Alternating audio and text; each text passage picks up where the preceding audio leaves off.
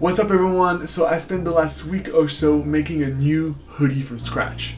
This is something I've done in my channel a couple years ago, or I would say at the start of my YouTube channel, and it was quite the disaster. Like, it was a huge hood, the fit was not right, some pieces were not even the same color. So I wanted to revisit this challenge as I picked up some experience with sewing and cutting. So let me show you how I did it.